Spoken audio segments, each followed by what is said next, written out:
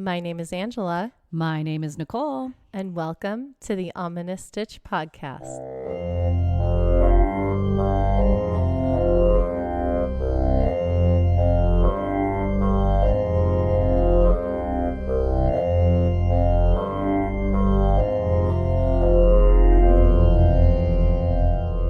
Hello, welcome back, Stitchers, to another awesome episode. Wrong word. Another amazing episode of the Ominous Stitch podcast. Welcome back. Welcome back. So this week's episode, I'm really excited about. Why? Because I don't know anything about what you're going to say today. That's great. And that's it's a thrilling surprise to me. Yeah. So I wonder how many times I'm going to get the chills in this episode. It's insane. Yeah. She was texting me while she was doing her research this week, and she's like, oh my gosh, you have no idea how crazy this is. It's the crazy stories for the story and the background of the movie we watched. Based on true story. Yeah, because, I don't want to give too much away, but it better be good for the movie. That's all I'm going to say. So, Nicole, what has you in stitches this week? Hey guys, this is the coolest thing ever. So we always like to shout out people who watch us or Shout out. follow us. Yeah. And we got a person that shared us in their story on Instagram. What? We got an Instagram share? Yes, we did. That did. is so cool. It's the nicest thing ever. You can always do that, and that makes us feel so good. So You have no idea. Like, Nicole texted me. She's like, look, we got a share. And I was like, what? yes, it's We amazing. celebrate each and every time one of you guys says anything to us because we're so excited to connect with our community. That's what our goal is. That's our goal. So anytime you guys shout us out, you have no idea how excited that makes us. We get really happy. Yes. Happier than coffee. That's a lot. That's a lot of happy right there, guys. So in the Instagram shout out was from Renee's Crafts and Crochet. Renee's Yeah. Craft and Crochet. And her handle is at Renee Crafty Crochet. Renee Crafty Crochet on And- Instagram. Yes, and she's so Nice. awesome because she posts all the things that she makes, and it's so cool. All her projects. I was looking at her project. She's Yeah. got pants on there. I'm like, Yeah. ooh, I want crochet pants. How cool is Yes, that? That would be so much fun. And she also is a huge fan of horror movies. Yes. That it got me. I was like, yes, good job. So I was like, she is so our people. She She's is a our people. mom. Yep. She crochets. Yep. She likes horror. Yep. She is our she's people. checking off all the lists. So welcome to the community, Renee. Yes. We are so happy to have you. Thank And you, thank you so much for the Renee. shout out. Yes. And Angela, Yes. what has you in stitches this week? I'm so old, people. No, you're not. Don't say that. You are not old. You're as young as you feel. Well, I'm about to have a birthday coming up here in the next few weeks. Yay, birthday! Birthday. Woo woo. Get it, And, like, Libra. after you hit 21, like, birthdays aren't that exciting That's not anymore. true. I celebrate my birthday every year. Yes, and it you gets do. longer. Nicole's birthday celebrations are awesome. They're so much fun. I love birthdays. Yes, so she happy does. birthday soon. Thank you. Yeah. It's not yet, but it's coming. It's coming up. But I feel it. So my husband and I went out for the rare date night. Oh, you have to have those. Oh, it was so nice. Good. So the kids went to my in-laws' house for the weekend. Mm-hmm. So we went out on a date. We went to a Weird Al Yankovic concert. Hey, So much fun.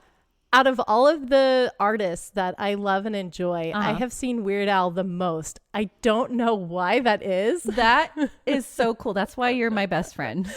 His concerts are always so much Yes. fun. And each time I've seen him, they've been completely different things. Oh, really? Yeah. So the first time I saw him was at the Greek back in the late 90s, early 2000s. Okay. And he did like all of his big hits at the time. And it was right after Yoda had just come out. Yes, So he I had love the that little one. kid that played Anakin Skywalker in the movie. Yeah? He was there? Come out on stage dressed up as Anakin with the lightsaber and everything. What? It was so much fun. But it was like one of his big production shows. So they were that's what all I in want. costume. They Yes. were all doing the things. You watched clips of UHF. Oh, It was so much fun. that. Yes. And then I saw him in a festival called Festival Supreme that Jack Black used to put on all the time. Yes, you told me about that. That is Festival so cool. Supreme, Jack Black. If for whatever reason you listen to this, please start doing Festival Supreme again because it is the best. I want to go so much because fun. she told me all about this, and I was like, I want to go, and then they stopped, right?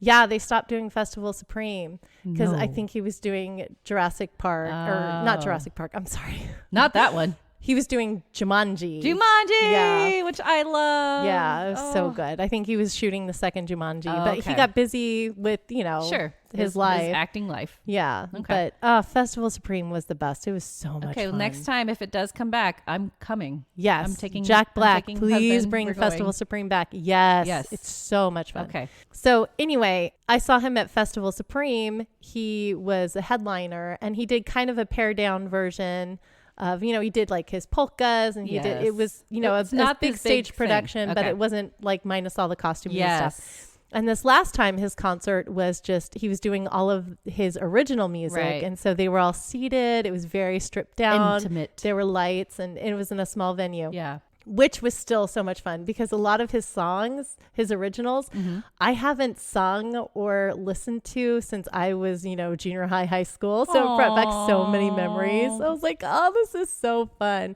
But okay, this is where me getting old comes into the way. So because I'm a big Weird Al fan, we did this whole VIP experience where we got to the theater at 6:00 because they did Weird Al trivia. Ooh. And then, we got like drink tickets. We had a free beverage when we were there before the show. Okay. And then the show started at 8:00. Okay. So we're there at 6. Okay. Show starts at 8. Emo Phillips, who is hilarious. He's so weird. Never but heard. so funny. He's a comedian. Okay. I'll have to show you Emo Phillips. He's Yes. so funny. All right. So funny. Okay. So Emo Phillips opened for him. He did his set. And then Weird Al comes on probably like around 9:00.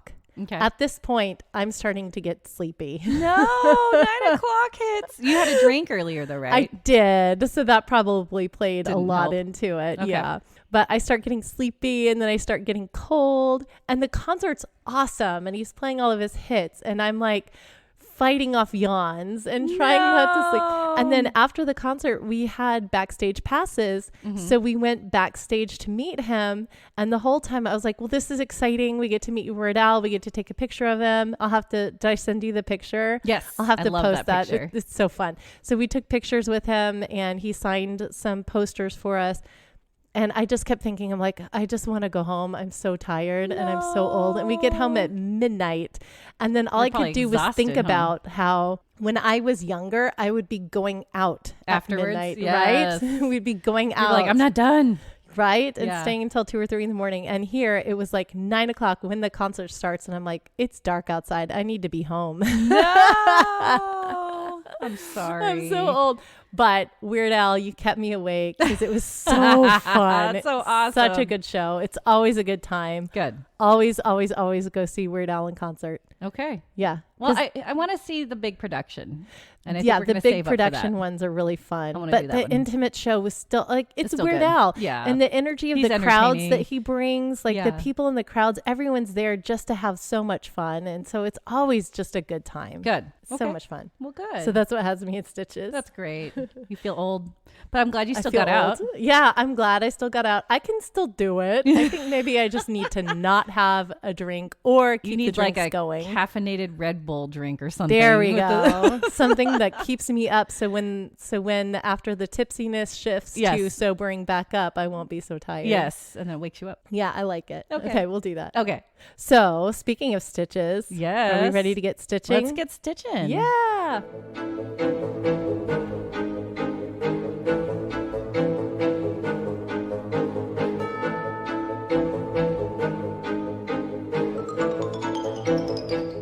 Okay, Stitchers. So in honor of this week's theme, Yeah. we are learning a flying V stitch. Hey. So the V stitch was invented because it looks like the formation that birds, when they fly in the sky, they fly in a V, flying V. Okay. Yeah. And it also makes me think of Mighty Ducks. I remember that. The flying V. Flying V. But yeah, so that's what this stitch is about. So it's going to be a V stitch, but we're going to kick it up a notch. Okay. By doing some front post doubles around some of the V stitch to pull them out to the front. Front double. Front post doubles. Front post Yeah, double. See, I front still post- learning my lingo. Okay. Front post double crochets. Okay. So this stitch works in multiples of 6. Oh gosh. Okay. Okay. So you're going to chain multiples of 6. I chained 24. Okay. That's a multiple of 6, right? I think so. My daughter is learning this because math. in 3rd grade. Yeah, because math. My daughter's learning this in 3rd grade. So I'm pretty good on my 6 timetables right now. Oh, good. So, okay. So multiples of 6. And then you're going to chain 1 for your turn. Okay. You're going to single crochet all the way back. So you keep with 24 Okay. single crochets. Then you're going to chain 3, which does count as your first stitch. So that's always going to count as your first stitch. So you're always going to crochet into that chain 3 when you're going back against it. And you're always going to chain 3. That's going to count as your first stitch. Okay. Then you're going to double crochet in the next stitch over. So it'll be 23 double crochets going back, maintaining your 24. Because the chain 3 counts as... I'm explaining this and Nicole's eyes are going, what? My math is in my head. I can't do it. The chain 3 counts as a double crochet. Got it. Always and forever when you're doing this stitch. Okay. So you're going to double crochet in each one of those. So that's 23 double crochets plus that chain 3. So that's, You got it. All right. We got it. We're back. Okay. Then you're going to chain 3 again. Now we're going to do our row of V stitches. We're going to start with that chain 3 that counts as a double crochet. We are going to do a double crochet in the next stitch. So it's going to look like you're starting with 2 double crochets.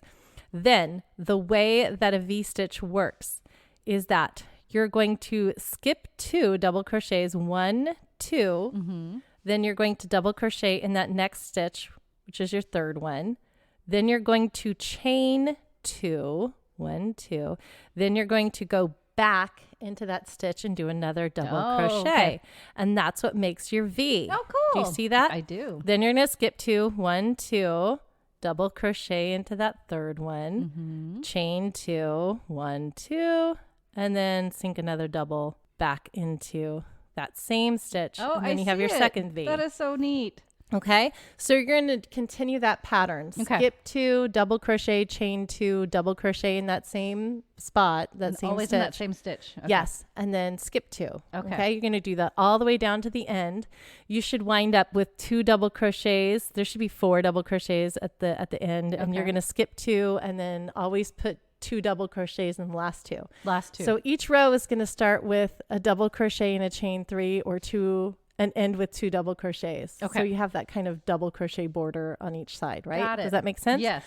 Then when you get to the end of the row, you're going to chain 3. And now we're going to start our front post double row. Front post double row. Say that 10 times front fast. Post double row.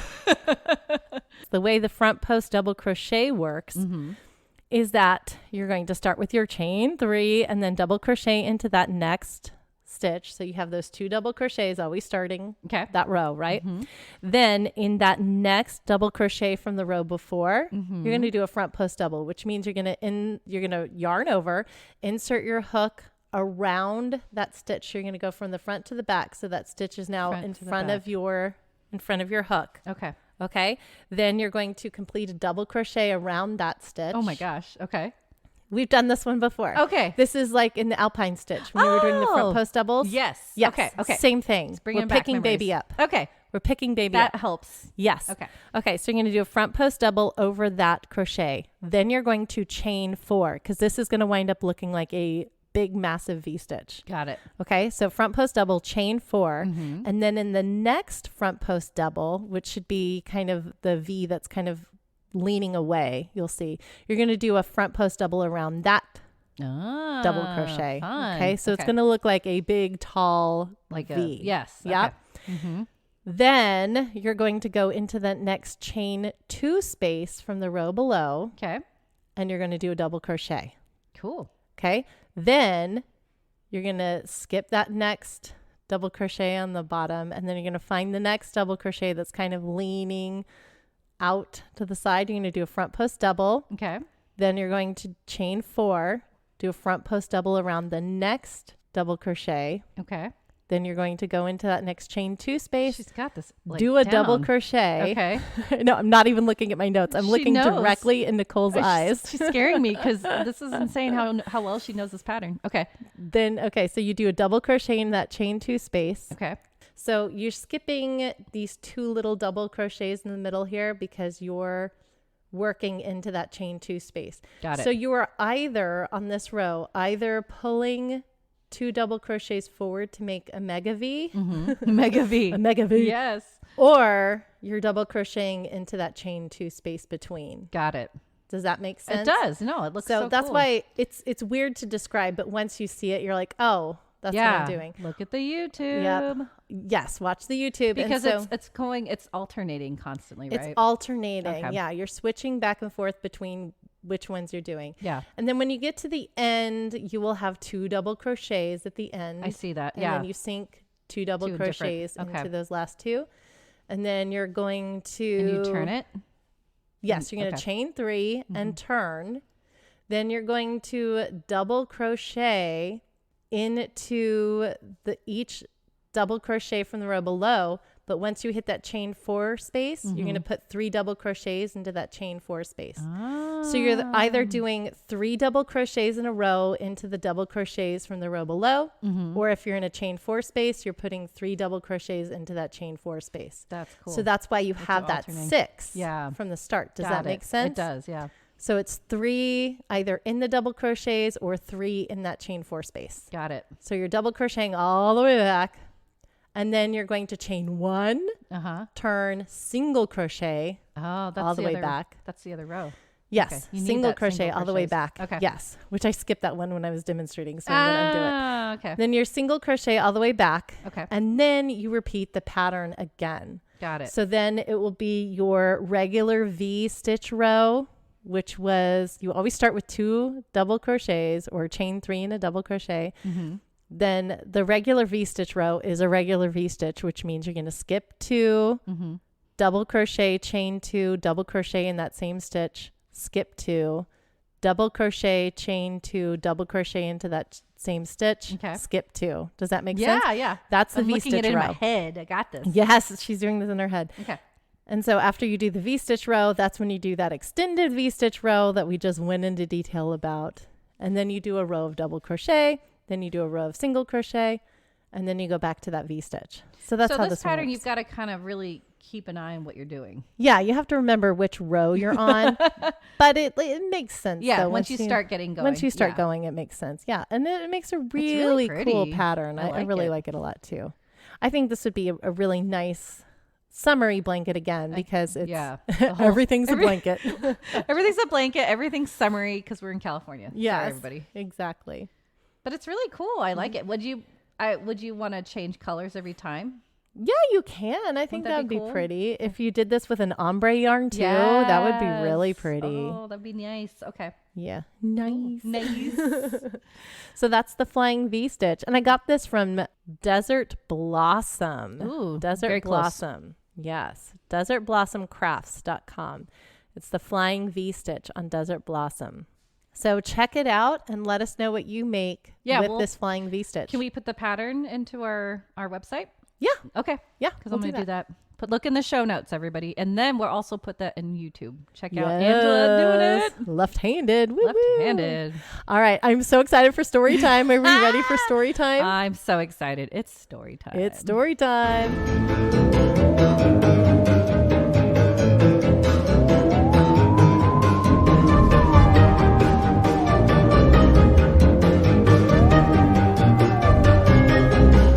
Okay, Nicole, are you ready for story time? Yes. I'm so excited. Yeah. So our topic this week, I didn't want to say haunted air flights or air, So I'm just going to call it spooky airplane stories. Spooky airplane stories. Yes. How ominous. And what's crazy, what's crazy is I didn't know a lot of this. I'm very a horror buff and I'm very into ghost stories and things like that.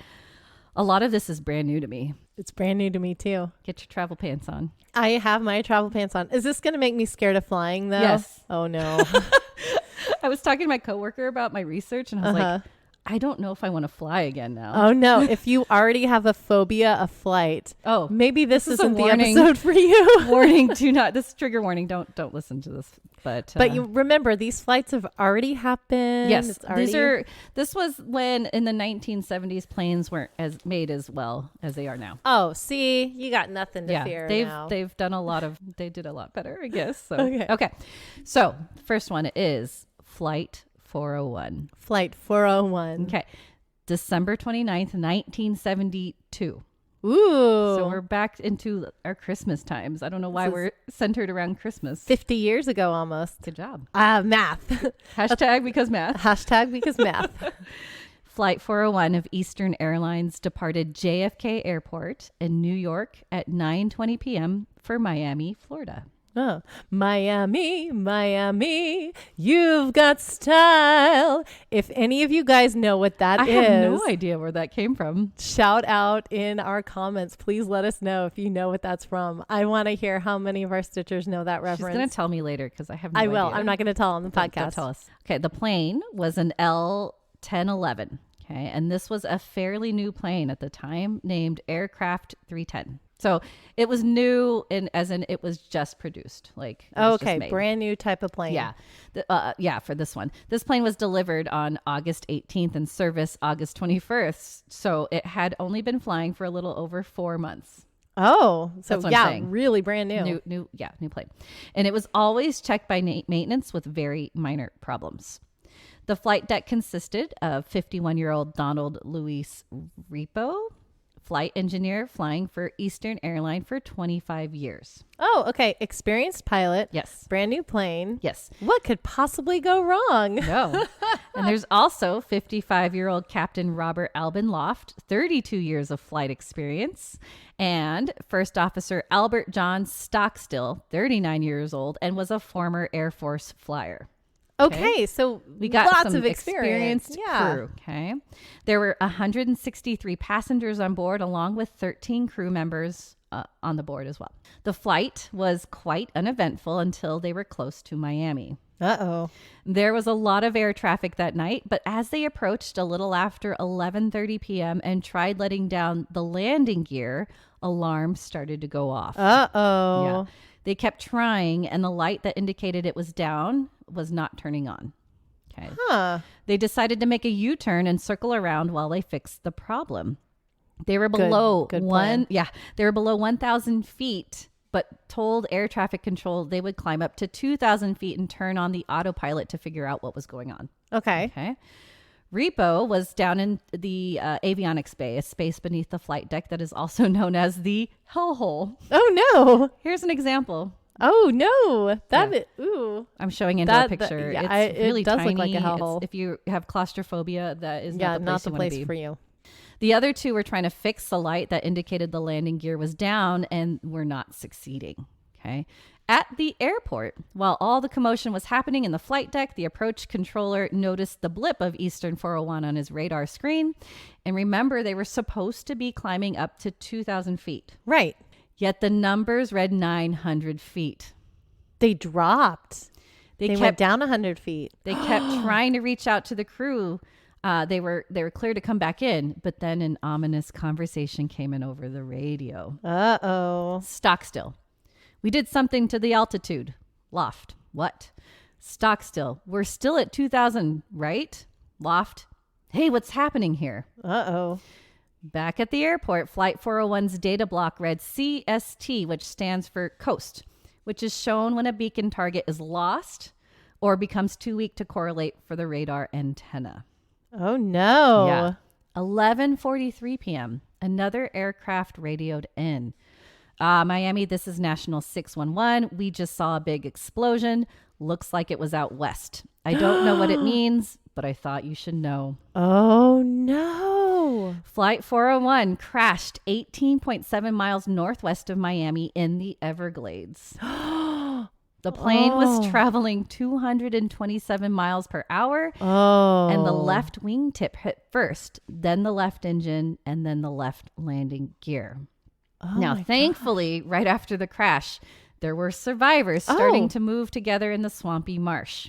Okay. Yeah. 25-year-old flight attendant Beverly Raposa was drenched in jet fuel, but was able to free herself from her jump seat and piles of debris. Oh my gosh. Yeah. Can you imagine? 25 years old too. 25 years old. Pretty young. Being doused in jet fuel. And I'm like, I'm going to be on fire any second now. Yeah. I would just take all my clothes off and be naked in Miami. Hey, that's I would probably do the same thing just because that would be the safest thing. Yeah. Well, she crawled through the darkness and rallied passengers who survived the crash. Good for her. Yeah, she had strong survival instincts. Yeah.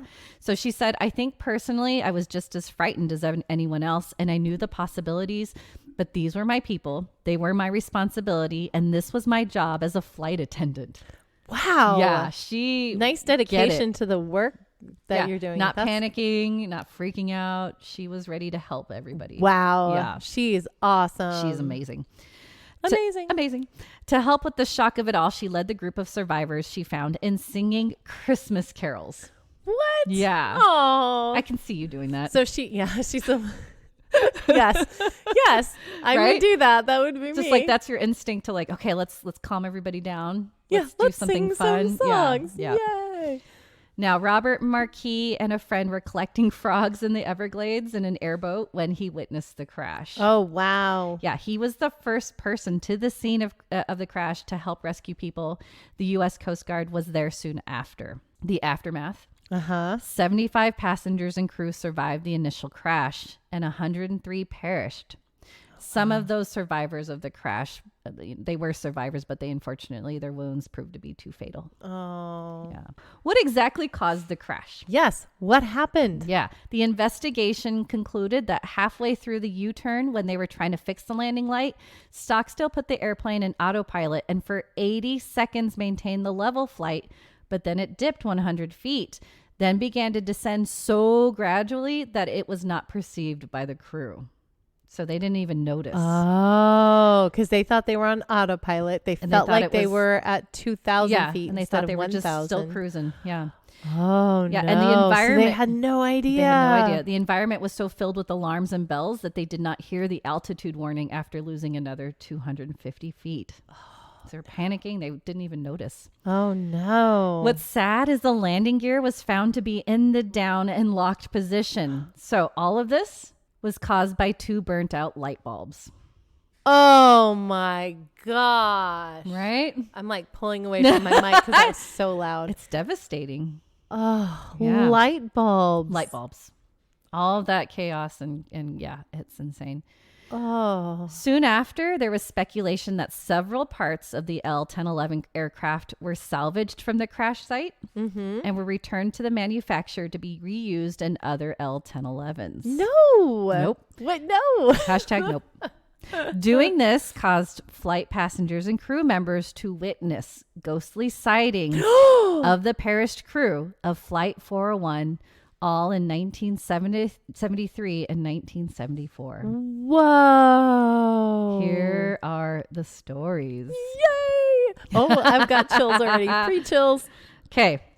A boarding crew at JFK noticed Captain Loft sitting in the flight deck in his uniform.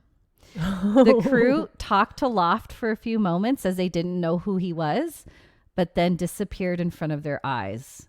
The crew was so shaken that they canceled the flight. Oh my gosh. Right? Whoa. Like, can you imagine being that traveler on that flight ready to get on the plane? They're like, we canceled the flight. And they're like, why? Why? But they probably didn't know. Because a ghost? Because the ghost freaked us out. Isn't that crazy? Would you be mad as a I would be, passenger for that because they flight? wouldn't tell you. I'm sure Yeah, they wouldn't they say, wouldn't hey, tell you. there was a ghost. That's why we can't fly. Yeah. Yeah.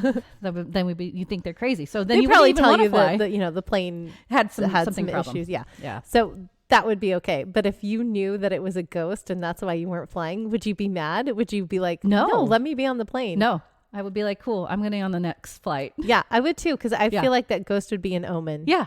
Yeah. You don't want to get on that flight. No. Okay. Next. Okay, next. Faye Merriweather was an Eastern flight attendant preparing for a flight. She saw a man in an Eastern uniform in the galley of the plane. When she called 2 of her crewmates to confront the unknown man, one of them, a flight engineer, recognized him immediately, now deceased Donald Repo. Oh, Repo. As soon as he acknowledged Repo, he vanished before their eyes. Wow. Oh, chills. Chills. Chills. I got the Oh. chills too. So I didn't shave on purpose because I know if I shave on days that we record, it's just going to mess everything up. So, wow. I didn't even think of that. I just did I because I do forgot. Yeah, Nicole's like, I didn't shave I didn't today. care I'm like, today. It's I pretty know I'm smart. gonna Good get job. chills. Good memory on that one. All right. This one's short. A flight engineer saw Don Repo, and Repo told him he had already done the pre-flight checks. Then poof, vanished. Repo, don't lie. You didn't do the pre-flight checks on this one. Repo was like, I'm going to do this for you. I'm done. Because he wanted it. He's trying to protect them. He's still working. Yes. He's still. Oh, Repo. He's being a good. Yeah, he's being a good man. And after death. Good ghosty. Oh, okay. Gosh. During a flight from Atlanta to Miami, a crew heard knocking from the avionic hold. They opened the latch door and they saw the face of Repo looking back out at them. Dude.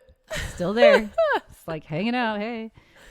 An Eastern flight captain reported he was going through his pre-flight routine when he saw a familiar face, friend Captain Robert Loft. So Loft and Repo, they're everywhere all over these planes. Yep. He had been there to ease his worries that there would never be another crash of a Lockheed TriStar because, quote unquote, we won't let it happen. Oh my gosh. Yep. This is so good. So I wouldn't be scared of flying. You have these ghosts that are protecting you. They're there to help. Oh, my heart is so full right now. Aww. It's so sweet. I get chills. And I got chills too. Yeah. But also like such a sweet warmness in my heart. That's sweet. That's so nice. There's so many of these stories. Aww. Okay, then there was a flight attendant flying from Mexico City to JFK. This one is a popular story all over the websites and YouTube. Okay, she saw a reflection of Don Repo's face in an oven door. Oh. And he told her to beware of fire. Oh. The engine did indeed catch fire. What? And the pilot was forced to make an emergency landing back at the airport as this happened soon after takeoff. But thankfully, nobody was hurt. Because Repo warned them. See, Repo's trying to help. These are your flight angels. Yep. Well, I mean, again, though, the salvaged parts. That's why they're thinking they're all over these planes that are the same because these are all different planes. Different planes, but with those supposedly those parts. Wow. So they're attached. An entire Eastern cockpit crew saw Repo sitting among them on another flight. They all claim that Repo warned them about a faulty electrical circuit, which was found and repaired. Oh my gosh. Yep. Wow. A couple more. I'm loving these stories. They're all seeing them. At the crash site, this is now not the planes, but the crash site in the Everglades. Yeah. Yes. Someone wrote, and this was in terrible English, so I'll try to get through this. I was just frog gigging. A face looked up at me from below the surface. A woman's face screaming up. Spooked me silly. Yeah. Never been back to that place since that moment. Around here, we do our best to avoid that area. Oh. So not the flights, but that's ominous. The crash site. Oh, no. Yeah, I wouldn't even want to go there because of alligators. The Everglades? Yeah, but no, they hunt alligators. Yeah. Florida. Yeah, the Florida. people that live in the Everglades in Florida, they're going alligators don't scare them. That That's scares not me, a thing. though, man. I wouldn't go out there for that. The last part, there are reports of mysterious lights in the swamp of the crash area, and things swim below the surface of the swamp, dressed in rags and tattered clothing. Oh. So alligators just want to look fancy. That's what's going on. I love that theory. I didn't even think about that. Oh, man. They're having an alligator party. Alligator party. This is just a small sample of the sightings, okay? Overall, there were at least 20 incidents that people reported seeing the ghostly apparitions of Flight 401 crew members on flights. Wow. Yeah. They were so frequent that there was a report published about them in the 1974 U.S. Flight Safety Foundation newsletter. However, Eastern Airlines was said to attempt to shut down all the ghostly hubbub and were said to have removed all logbooks about the sightings. Why? I feel like they're your best allies. Right? Well, they just didn't want anything else happening, canceling flights, things like that. I think they just didn't want to, they didn't want to have that. Eastern Airlines CEO Frank Borman also wrote a book in 1980 called From the Captain to the Colonel, An Informal History of Eastern Airlines, where he insisted no parts were ever salvaged from Flight 401 and that the sightings of the ghostly apparitions were garbage. Oh. Probably, well, John Fuller wrote The Ghost of Flight 401 in 1978, so 2 years before that book was published. Right. that details the salvaging of aircraft parts and ghostly apparitions. So I think he wanted to like kind of counteract it, but Yeah. I think it's too late. Oh, come on. Yeah. You should embrace it at that point because those ghosts were helpful. They were really nice. They Yes. weren't trying to scare people just to scare people. Yeah. And right? I think that's a pretty cool angle to have for your airline to be like, we have people trying to help. we not only do we have friendly skies, we have angels watching over our planes. Exactly. But no, they just The wanted to angels shut it in the down. sky. Angels in the sky. I like that. Don Repo's own son, Jay, though, believed the sightings of his father. Oh, of course. Yeah, he claimed that he inexplicably found a pair of Eastern Airlines wings in a Miami hotel room, which he took as a supernatural visit from his deceased father. Oh, That's sweet. that's so sweet. After 1974, no more reports of apparitions came up. This could be due to Eastern Airlines admin telling employees to stop reporting, or they would be let go, or maybe the apparitions moved on. I do know that the original floorboard, though, from Flight 401 can be found in the archives at History Miami in South Florida. And some say the piece is cursed. That's so cool. Isn't that crazy? I want to go. Okay. Have you been to Miami Airport? No, I was born in Florida, but I've never been to Miami. Oh, I was born in Tampa. Tampa. And I was only there for 4 years. Yeah. So So I've been to the Miami airport on my way to Belize wow. we When were you're- engaged. So Okay. that was when we were going to get engaged. I didn't know we were getting engaged. That's a whole other story. Yeah. But we were going to Belize. Okay. And when we were walking around the Miami airport, they have this artwork all over the walls that it's fish that have been stuffed and they're all over the place. Weird. It's so weird. Stuffed fish. Stuffed fish What? everywhere. It's like taxidermy. Like Yeah. They're Ugh. beautiful and Sure. it's art and it's it's it's beautiful. taxidermy. Right. But just fish everywhere. And Creepy. we were there like kind of in the middle of the night. We were exhausted and it's always going to be a hilarious memory to me to see all these stuffed fish everywhere So all over the airport. weird. Yeah. Okay. And then part of Flight 401's ruins can be found in Ed and Lorraine Warren's Occult Museum in Monroe, Connecticut. Yeah. Ed and Lorraine got a piece of the action. did. Wow. See, it's that haunted. Oh, and I that's knew so it. cool. Yeah. Lastly, about this flight, I wanted to add this in because this was really cool. This year marks the 50th anniversary of the crash, right? Oh, yeah. And there is a memorial that will be placed on a grassy median of Curtis Parkway in Miami Springs, Florida. There will be a special dedication ceremony to honor the perished and soul survivors on December 29th, 2022. Yeah. We should go. Yeah. Let's go. Okay. Let's go. Let's go. There is also a donation site, www.planesafe, like airplane, planesafe.org. And you will want to notate it is for Eastern 401 if you want to donate. Oh, that's very so sweet. cool. You know who set this all up? Who? The flight attendant. And Oh, Raposa? the 25-year-old? Beverly Raposa. Beverly Raposa? Yeah. Beverly, you are awesome. A lot of my info came from a website where she set up everything. So she put in all the details. It's pretty insane. Like Because math, she's about 75 right now, huh? Because she was 25. 25. Yeah. Look at me. Hashtag because math. Hashtag He because did math. it. So that was Eastern Flight 401. Wow. All right. Next, Yes. Flight 191. 191. This is the one I think I was trying to tell you about when we were talking a couple week ago. Okay. Okay. May 25th, 1979. Okay. 258 passengers and 13 crew members board American Airlines Flight 191 at the O'Hare International Airport in Chicago, Illinois. Chi-town. I haven't been there either. You haven't been to Chicago? I want to go there. Yes. It's my other Chicago's bucket. cool. Okay. I'm sure it's really haunted. Oh, yeah. okay. Sure it is. The flight is nonstop to Los Angeles, California. Hey. At 3:02 p.m., they receive clearance for takeoff. 5,000 feet down the runway, the aircraft reaches 175 miles per hour, but suddenly on the left wing, the engine and the pylon, and I didn't know what the pylon was, so I read about it, but roughly 9,000 pounds of equipment, and a pylon is the piece that connects the engine to the wing. Okay. Separate from the aircraft Oh, no. and fall into the runway. Oh, no. Yeah, white smoke bellows from the airplane, but it continues.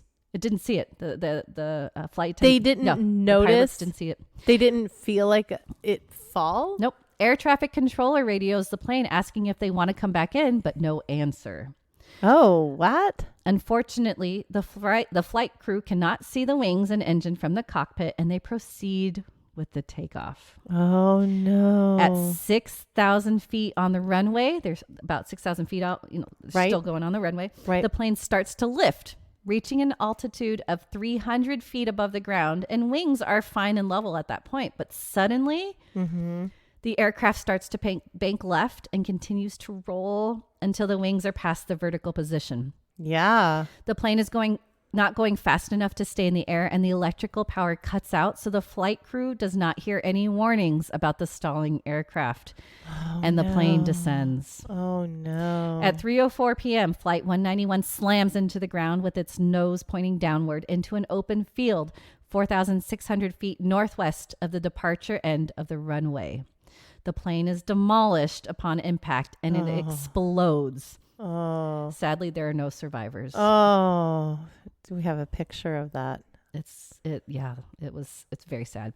Sadly, 2 people on the ground were also killed, and 2 more suffered 2nd and 3rd degree burns when they were hit by burning jet fuel. Oh. Like I said, no survivors. Oh. Because of the intensity of the crash and the fire, the carnage was so horrible, and that it made the identifying of the victims unusually difficult. Oh my gosh. Crazy burns.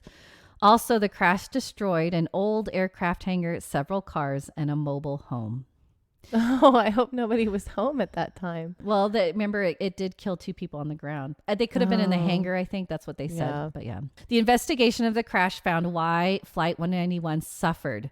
Saving money. Remember our bridge with Mothman? Yes. Yeah, same situation. Okay. People. Yeah. You cannot Cut corners. cut Don't cut corners. corners. Especially when you're building a plane or like fixing a plane. So yeah, American Airlines ignored McDonnell Douglas's instructions, and I didn't know who this was. It's an aerospace company that is now, I know MacDac. I didn't know. Yeah, And my it's owned dad by used to Boeing, work right? for Okay. my dad worked for MacDac. That's what we call it, MacDac. Nice. And then when Boeing took it over, he worked for Boeing. Okay. And yeah. Okay, didn't know that. Yeah. So Shout out to McDonnell Douglas, MacDac. they told American Airlines during a maintenance procedure, they said American Airlines had to take off the engine before detaching the pylon in order to service it. But removing the engine and the pylon as a unit saved about 200 man hours per aircraft. American. Yep. Come on. For that particular aircraft, American Airlines decided to use a forklift to remove and reattach the engine, which wasn't precise enough without risking damage. Oh, no. Also, the pilots lost control because the hydraulic lines that powered other critical systems were severed when the engine and pylon broke away. So the pilots had no idea what was happening, right? So side note, looking at where the heartbreaking. engine fell apart, I'm showing Angela this picture. It really makes me nervous how current flights and planes remain today. Because look, it's just this tiny piece. That's why we do the pre-flight checks. Make sure everything is Yeah. good to go. That's crazy. Scary. It's Very, very so, scary. It's heartbreaking. Yeah. Okay. On to some spooky stories. Yeah. First, actress, model, singer, adjunct professor. Which Hey! I don't know where that was. Lindsay Wagner, Okay. known for her role in The Bionic Woman, Oh, okay. Yeah. was supposed to be on Flight 191. Oh. However, Uh-huh. she claims that 10 minutes before they were to board, she had a psychic flash that warned her of disaster. What? She begged her mother to change their flight, and an hour later, she learned about the disaster.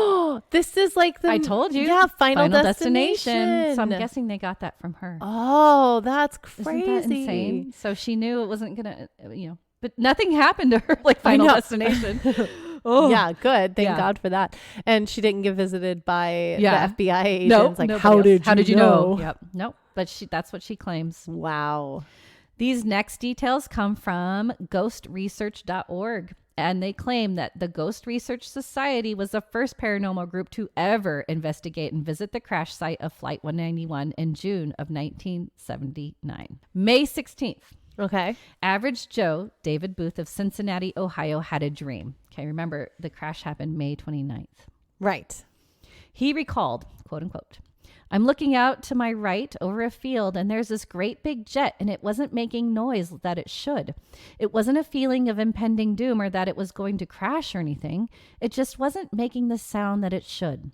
It just turns with its wing up in the air, goes on its back, and then it goes straight into the ground and explodes. When the explosion would begin to die out, that's when I would begin to wake up, he said.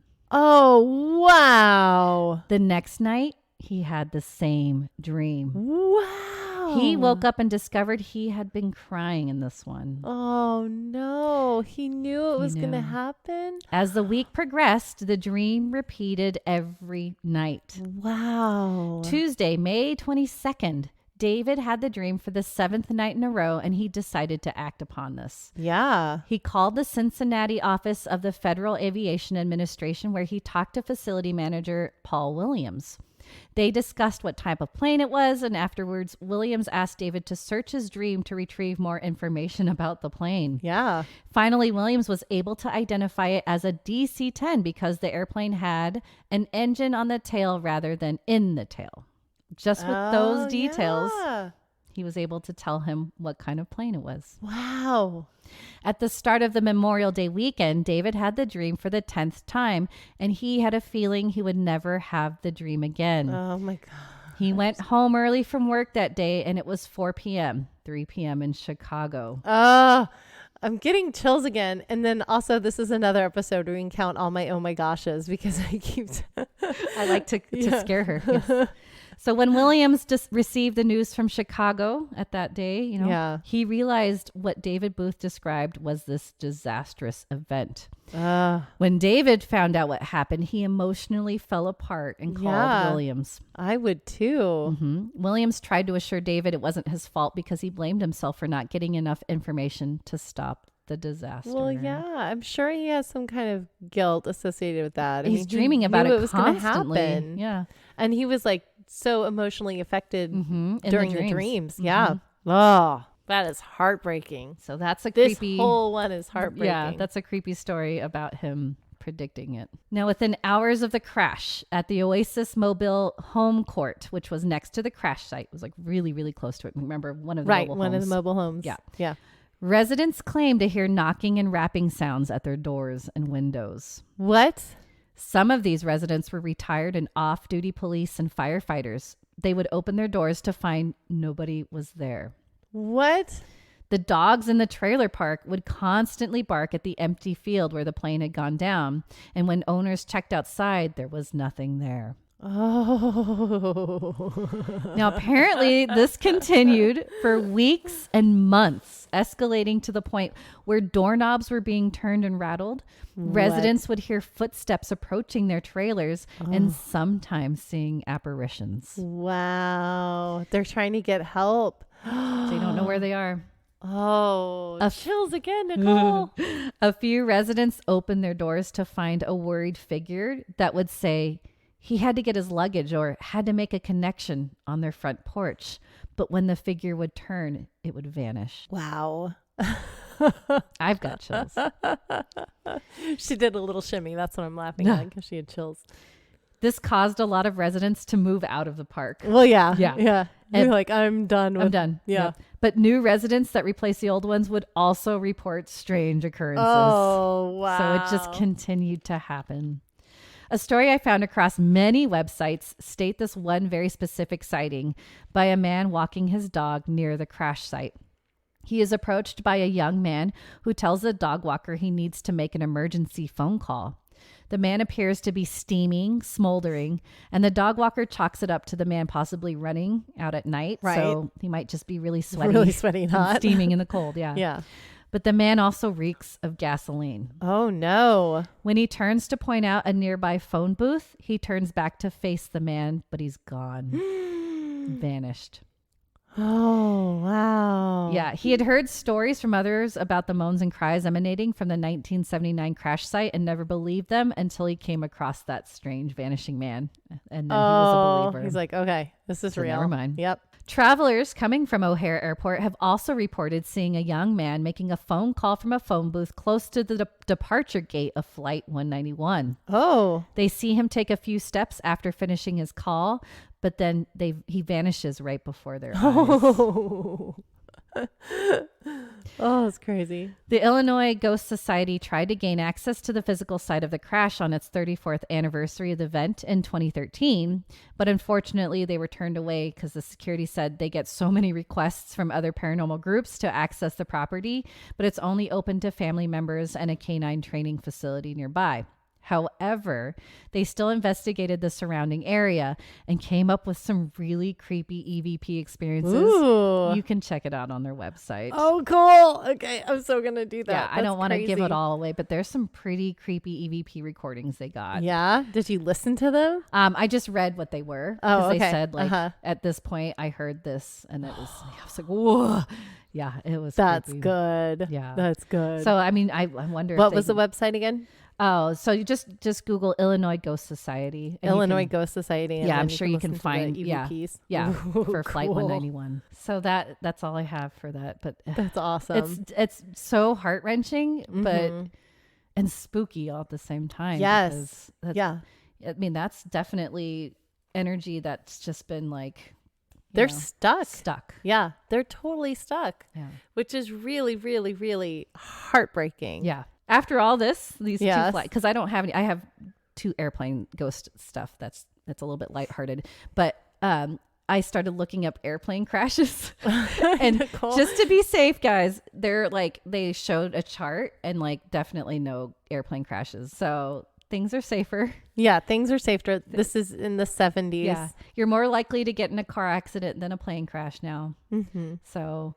Yeah, so don't get too scared of flying on a plane, but it did make me a little scared because I was just like, oh, okay, that can happen at any point. Yeah. Well, we already talked about you had, plane phobia after watching Final Destination. Yes, and now I got it again. So, no, I'm better. I'm better, thankfully. I won't be on a plane until December, so we'll be okay. Okay. All right, the next one this is kind of fun. I didn't even know this. The Spirit of St. Louis. Yeah, the Spirit of St. Louis. I didn't know this. Okay, yeah. Maybe you know. In 1953. Charles Lindbergh, who famously made the first successful solo crossing of the Atlantic by air, wrote a book called The Spirit of St. Louis, where he mentioned a supernatural encounter. Ooh. Did you know this? No. Okay, I didn't know this at all. So this was kind of cool. This is a very short story. Okay. So Lindbergh recounts that approximately 22 hours into his flight, he was aware that he was not alone. What? Describing ghostly presences, vaguely outlined forms, transparent, moving, riding weightless with me in the plane. What?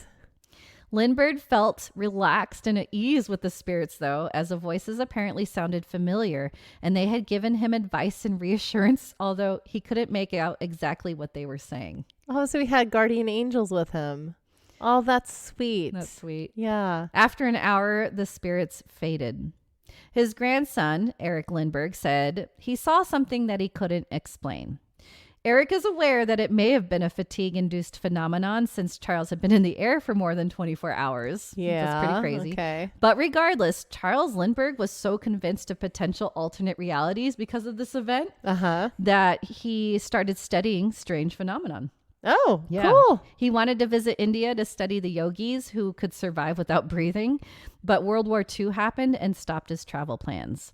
This strange experience changed his concept of life. Wow. Isn't that crazy? I saw That's that. I was crazy. like, whoa, I didn't even know that. But, again, that's why it's like taken with a grain of salt because, again, he was flying for so long. But it impacted him so much that changing he's like, your okay, so perspective. my concept of reality is shifting because of this experience I had. Exactly. Whether it was fatigue induced or if it was real. Exactly. Yeah. Isn't that cool? That's cool. So Charles Lindbergh, he believes in alternate realities. Hey, my last one. Oh, okay. Last story. B29 at the Castle Air Museum. So I don't know where this is. You can tell me. The Castle Air Museum is in Atwater, California. Atwater. Yeah. Where's I don't Atwater? know. Okay, we'll have to look it up. Yeah, California's so big. I don't know where everything is. Okay. This is named after General Frederick Castle, who was killed during World War II. I can't talk today. World War II. While on his 30th bombing mission. They were in Belgium en route to their target when his plane lost an engine while leading a 2,000 aircraft bomber formation. He was forced to drop from the lead of the formation and then was attacked by German fighters. But all of this, he was awarded the Medal of Honor posthumously. So there you go. A little info that you probably didn't know. Yeah, didn't know. No. Good to get a little dose of history in with our I spooky learned ghost something stories. new every time I do research. It's so much fun. The Castle Air Museum spreads across 25 acres, and they have a wide variety of aircrafts. Some vintage military aircrafts that date pre-World War II to current crafts. Cool. Yeah. That sounds like such a cool place. Right? My dad would love this place. Oh, your dad would love Yeah. it. Yeah. They even have a VC-9C presidential aircraft, which is also known as Air Force One. Hey. Yeah, you can tour this on weekends, and this one served President Ford, Carter, Reagan, George H.W. Bush, Clinton, and George W. Bush. Wow. Yeah, and I think the Reagan Museum also has a The Reagan Museum has Air Force Air One. Force One, yes. Yeah. That you can walk into. which I and did. It it's was cool. like tight, but it's fun. Yeah. But this one also has them too. Besides aircrafts, they also hold a collection of other military artifacts like military uniforms, cockpit simulator, photos, equipment, etc. Many of the vintage planes need a lot of restoration. One specific craft that was used in World War II needed some TLC. The Boeing B-29 Super Fortress was considered to be the most revolutionary of the propeller-driven heavy bombers utilized in World War II. It was approximately 99 feet long. Whoa. Yeah, and flew at speeds of over 350 miles per hour. Wow. Huge. Yeah. The craft had to be manned by a crew of 11. That's how big it was. Jeez. And had 4 propeller-driven engines. It also had a computer-controlled fire control system that could remotely direct 4 machine gun turrets. I love that. Whoa. That's pretty cool. Now, this particular B-29, a.k.a. Raisin Hell. Raisin Hell. That's Nice. its name. It did 54 missions over Korea, was hit by an anti-aircraft 3 times. Oh my gosh. And even shot itself once. What? Yeah, it's crazy. Oh no. Now, Raisin Hell had to be reconstructed through the piecing together of other B-29s and supposedly has a different tail, wings, and fuselage. During the restoration and soon after, odd occurrences started to take place. Noticed by staff and visitors. Someone had called the museum to alert the staff that lights were on in the B-29. Oh. But at that time, it was still in its restoration process, and there was no electricity or bulbs on the running lights, but the witness swore they saw them all on. Oh. So it's still Ghostly trying. lights. Yeah. Some have noticed the propellers rotating as well, Ooh. even though they are locked into place. What? How does that happen? Ghosts. Hatches have been reported to close and open on their own accord, and the co-pilot windows open and close mysteriously. What? Things are moving. Now, there are different accounts to this next story. Some sites say that there was a corroded dog tag found in its tail section during restoration, and the only word they could read was Arthur, Arthur. which happens to be my dad's It name. is your dad's Isn't that name. crazy? Okay. Other sites say someone brought in a Ouija board to the museum to talk to the spirit on the B-29, and it had spelled out Arthur. Wow. Oh, chills. Oh, chills. Oh, chills. Yeah. Whatever is true, though, there is an eerie shadow-like figure that has been seen moving about the fuselage. Arthur. And now people refer to this figure as Arthur. Oh, what? Yeah. There have also been reports of knocking and banging at random intervals when no one is present in the aircraft. Oh. Most of the time, the unexplained occurrences happen when all the battery and power is drained from nearby buildings. Oh, yeah. They're gathering all the energy so they Needs to can make do some the noise. haunties. Ooh. Yeah.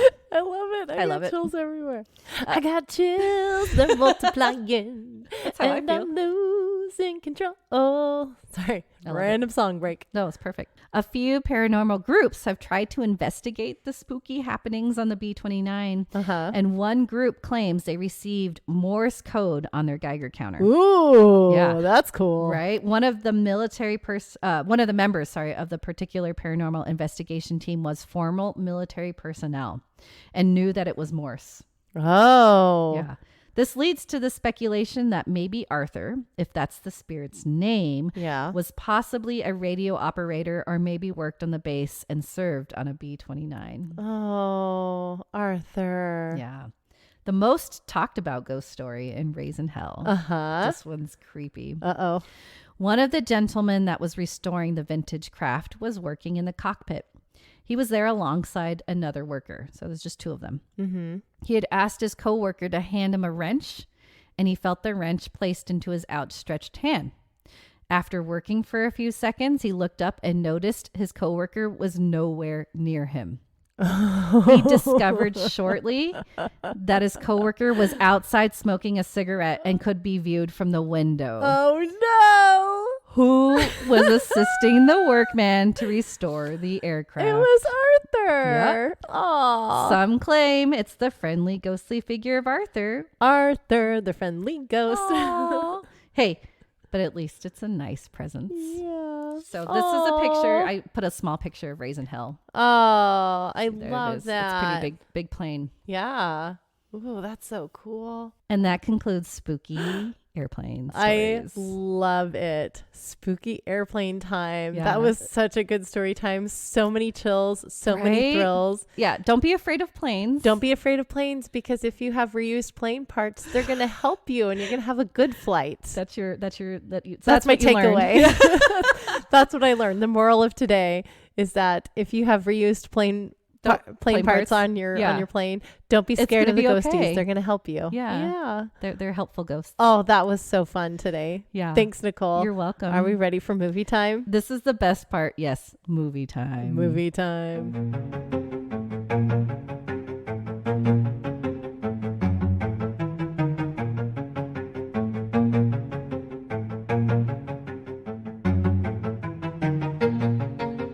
Okay, so for today's movie, we watched Flight 7500, correct? That's right. Flight 7500. So here's some info about it, okay? Yes. Released in 2014, IMDb rating 4.8 stars. Yeah. Yeah. It's pretty low. Yeah. Synopsis. Flight 7500 departs Los Angeles International Airport bound for Tokyo. As the overnight flight makes its way over the Pacific Ocean during its 10-hour course, the passengers encounter what appears to be a supernatural force in the cabin. That's it. I know. They don't give a lot. The cast is Leslie Bibb, Ryan Quanten. I love Leslie Bibb. Yeah. Ryan Quanten is from True Blood. That's where I recognized him. Amy Smart and Jamie Chung were the biggest billfolds. Yes. So I don't know why this happens, but I've been confused for Amy Smart before. People have thought that I was Amy Smart before. That's right. You were telling me that. Yeah. So anytime she's on a movie, I get really excited because I'm like, hey, that's me. Even though I don't think we look a lot alike, but it's happened enough where I'm like, okay, I guess I don't know. She's way prettier than I am. But yeah. No. You're prettier in a different way because I think she's pretty, but I think you're prettier. Oh, Nicole. Yeah, that's you have to say that. You're my bestie. No, that's not. I don't have to say that. That's not true. Not I will be honest with her. So okay. I know you have a big, long thing that's going to make this movie cool for me. Yes. Well, okay. Just a quick tidbit, and then I'm going to launch into this movie's background. Okay, because I want to tell you. So I recognize, so Amy Smart, yes. I love. And then the guy who played Turtle in Entourage, he was in it. So he was the husband of the annoying woman. Got it. Okay. Yeah. So, what I got from this movie is that you have these terrible characters that are developed really poorly. And for some reason, you're supposed to care about them because you know they're going to be the main characters. Right. But they all have into the terrible stories. Yeah. They have very, very stereotypical kind of relationships with each other. And you're just like, none of these relationships am I interested in. I can see that. Right. And I'm just like, meh, okay. So they kind of spend some time developing them. And then something happens that kind of makes this movie turn towards like, oh, it's going to be like a Scooby-Doo paranormal kind of a thing. Yeah. Right. Yeah. So you think the movie's heading in that direction. So we're on like a paranormal mystery kind of thing. Mm-hmm. And then it turns again to like, oh, maybe this is a horror movie because events start happening that make it turn into more of a horror movie. Right. And then at the very end of the stupid movie, you're like, none of that even mattered. Do you think Angela liked this movie? It was so confusing. I can see that. They tried to give you a lot of twists and turns to make it it was give like you different, 3 different movies. Yes, it was. And then at the very end, none of it even mattered. It didn't matter. And so you're like, there's no point to this movie. Again, it was frustrating for me. Okay, so a couple points. That was good. Okay. And I'll dive in soon. Don't worry, but we'll talk a little bit here. So it was directed by, he's the director did the Grudge series. Okay. Okay, I've never seen any of those. Right. So it's Japanese horror. So okay. That makes sense because there was a Japanese, they were going to Tokyo. Okay, exactly. Makes sense. Yeah. But then there was also that Japanese element with the death doll. Right. Yeah. I think that's where they try to give you that kind of horror, like a different horror turn, and then it changes. The death doll was the Scooby-Doo part, by the way. It was. But like you said, it wasn't necessary. It just tried to throw you off of what was really happening, and that sucked because it didn't have. Could have been a cool movie. It could. I think if they went in that direction, that would have been creepier. Yeah. Like having a death doll like come to life. Like Chucky on a plane though. They started, and you can't escape it. Right. So they started like 3 different movies that could have been cool. And then they chose the most bizarre ending that had nothing to do with anything and it nullified everything else. So that's why it was frustrating. Well, so it was supposed to be released in August 2012. Yeah. And then trailers were released in theaters, but then it was pulled. Why? I don't know. And it's scheduled to release in 2013, but it didn't release until 2016 to video on demand. Oh. So that's probably why this movie isn't very good. They were probably reviewing and go, oh, wait, this isn't a good movie to show in the theaters. I'm guessing. Yeah. Speculation. I think it wasn't good. I don't think many people would have seen it. I think word would have gotten out, been like, this movie is trying to be a bunch of different movies and then it doesn't even matter. Yeah.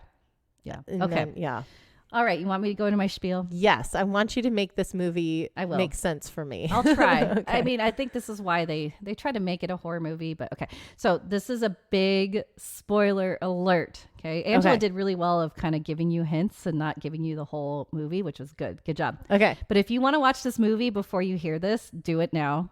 Stop the podcast and come back. Okay. Yeah. Please come back. Come back. I'm going to go into so many details. Okay. This movie is loosely based on a horrific true event. Let me tell you the story. What? August 14th, 2005. Where were you in 2005? 2005. I was working at a college. I was teaching. Yeah. You were teaching at that point? voice. Yeah. I was on my way to my grad That school. was my second year teaching at a university where we met. Yeah, that's right. And I was also teaching at a different university as well. Good. At my alma mater. 2005. So it was pretty good long. Yeah. It's is that not 15 years ago? What is that? 17 years ago. 17 years ago. And I was on my way to grad school. So okay. That's crazy. Okay.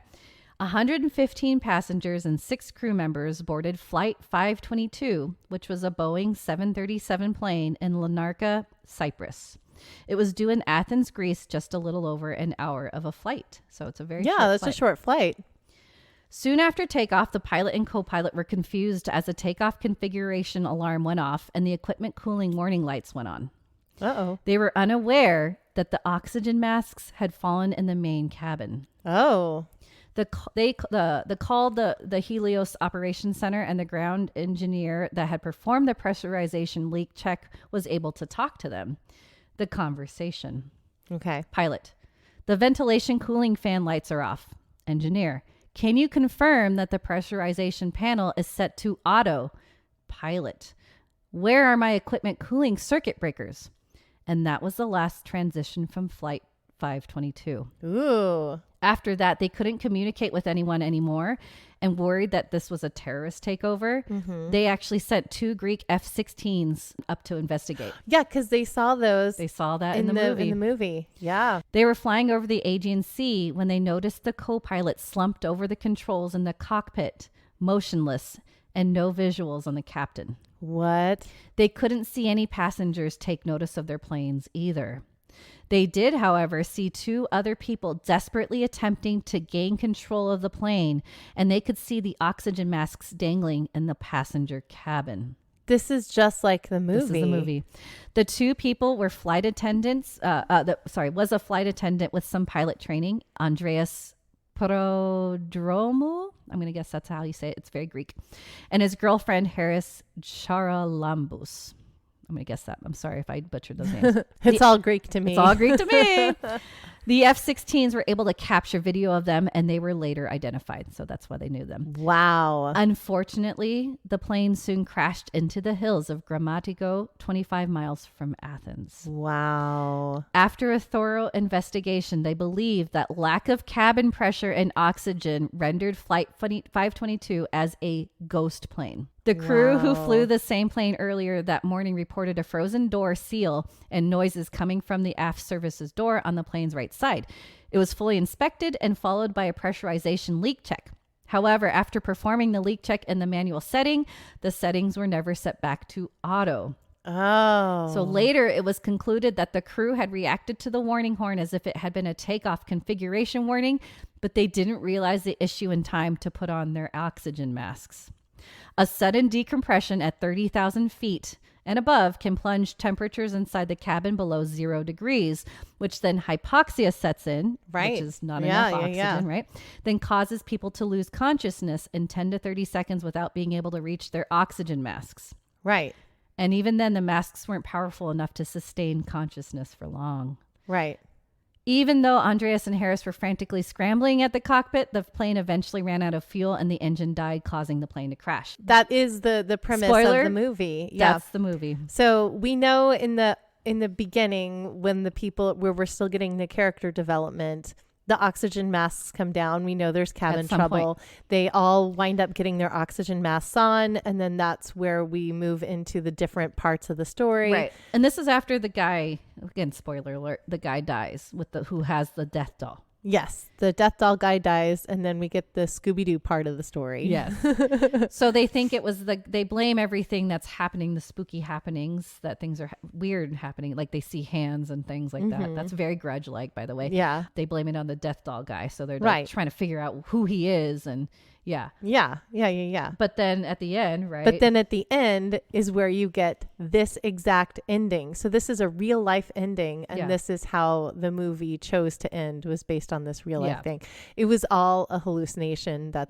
Well, they're ghosts. They're ghosts. So the death doll, I want to go into that because the death doll, they say, is supposed to take you into the afterlife. But if you still have something on Earth that's holding you back, it takes a lot longer, right? Or it doesn't come for you, or something weird, right? Yeah. You have to resolve everything before it can come to you. Here's my problem with this movie. Okay. Do you remember? And I didn't even get her name in the movie. I had to look this up. Remember the goth girl, Jacinta? Yeah. Okay. She was comfortable with death, right? Yeah. Why didn't she go away right away? I don't know. See? What was her unfinished There business? was nothing unfinished because she was so all like, cool with it. Yeah, she was all like, death is part of life. And she touched the dead guy and she was all cool with it. Like, why didn't she disappear right away? And then, here's other bones to pick that they were throwing. Yeah. Like, so when the dead guy dies... the dead guy dies. There's blood. And then they show everybody that touched him. Somebody tried to, Turtle from Entourage, tried to revive him. Right. So he had, blood in his mouth. And then the goth girl touched his finger and got blood on her finger. Leslie Bibb got blood on her because he coughed it all over her. They're very into those details, huh? Right. So they're giving you all these like bloody horror. Oh, okay. So there's a disease that's going to spread. Nope. It's a death doll. It's a death doll. Okay. So we're going to try to figure out what that mystery is with the death doll. Nope. It's a horror movie where people are getting hands are coming out and killing them from people. Taken from people. And then just kidding. Everyone was already dead. And it's hypoxia, and it's just their ghost figuring out, oh wait, I really am dead. I'm dead. And I had to settle some things. And it was like when people were settling their things, that's when the death would come for them. And I think with the Jacinta, the goth girl, she gave the person like her ghost a hug. I think it's her. So I'm assuming that whenever because at the first guy that dies, he's trying to steal a watch, right? Right. I think when he does, I hit my mic. When he does he looks at the dead guy, it's him. Oh, so he sees himself in the and dead I think guy. that's what freaks out. So I think it's yourself coming after yourself, which is insane, which is stupid. Because you think it would be like something happened. Like, why is death portrayed in this movie so terribly? Right. Like, and then death is part of life. The Scooby-Doo squad, they don't know they're dead until they see themselves in their seats without their oxygen masks on. And that doesn't make any sense. Like, why didn't there's no consistency. There's no consistency. Exactly. And then I forgot this. So the director is Takashi Shimizu, The Grudge. This could have been such a cooler movie. It could have been. There were cool concepts. Each one of the tangents that they started could have developed into a cool movie. A better movie. And this felt like a TV movie, didn't it? Yeah, it did. That's it why didn't feel like watched it should free have been on YouTube. Yeah. Watch it free on YouTube. Free. I think if we would have had to pay for it, we would have been really mad. just like our other movies. Yep. So what rating would you give this one? So IMDb gave it about a 4. I give it a 3. 3 stitches because I think just like unlike Mothman, I'd probably watch, because I've watched this before and I remember I was texting you. I was like, I'm pretty sure I watched this. I just don't remember it. And that's why. Because this movie it's forgettable. It's not good. Yes. Yeah. Yeah. It's definitely an airplane movie. Yes. Like if that's your only option, sure, you'll watch it. Don't watch it on a plane because that would be so creepy. It would be very creepy. In Final Destination, I know we did that for a few episodes back. This probably would have been a better airplane movie, especially with that Flight 191 story. Yeah. But yeah, we chose this one. Sorry. Well, it's interesting that there is a real story that's attached to this. Exactly. That makes it better and makes the ending like okay, because the ending is real. Right. But if you know that's gonna happen, like, would you still watch this movie? No. Right? Because all the middle stuff makes no sense. Yeah. It was just frustrating for me. So this movie is frustrating. I give it like a 1.5, maybe 2. Oh, okay. Yeah. Close to Mothman. Bleh. Yeah. Mothman, I gave a 3. No. Did I drop that one down? You dropped it with me. Our original recording, you gave it a 3, and then you dropped it down to a 1 with me. Oh, well then this is a 1. Yeah. I think I would watch Mothman over this one again. Oh, okay. Richard Gere, yeah. Not because of Richard Gere, but because it was less frustrating. Oh no. I don't know. They're similar in that they both missed the mark. I agree. Yeah. I agree. But I give it a 3 because I probably another 10 years from now, I'll probably watch it again. You'll be like, oh, what's this movie? Yeah. Oh, this looks interesting. Oh, I saw this already. So that's why I give it that. But that was fun. It was fun to like get through it, at least to like figure this out. So Yeah. Well, it was an interesting enough movie to watch for this episode. Yeah, I agree. So Stitchers, thank you for sticking out another episode with us. Yes. If you have any creepy stories about planes, scary flight stories, please let us know. Or funny flight stories. We like funny too. Oh, yes. We do. Or anything else that you want to chat with us about. Please reach out to us on our socials. We will give you a shout out because we love doing that. And we will do a happy dance every time you guys get in touch with us. Yes. So you can always reach us at theominousstitch@gmail.com. That's where you can find us on all of the social media platforms. Yes. We will eventually get to you. I'm not as good at social media as Nicole is, but as soon as we find you, we definitely do a happy dance. We'll figure it out. Yeah. We'll get to you. And with that, we'll see you, Stitchers. See you, Stitchers.